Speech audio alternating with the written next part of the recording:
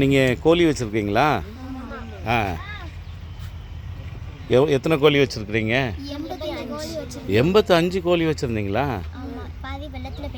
பாதி வெள்ளத்தில் போயிட்டு 15 தான் இருக்குது. மறுபடியும் வளர்க்கணும். கோழி வளர்த்து படிப்புக்கு செலவுக்கு வச்சுருவீங்க. ஆ ஆ கொடுக்கும். ஆ சும்மாவே கொடுத்துருவீங்க. ஆ இல்லைன்னா சும்மா கொடுத்துருவீங்க.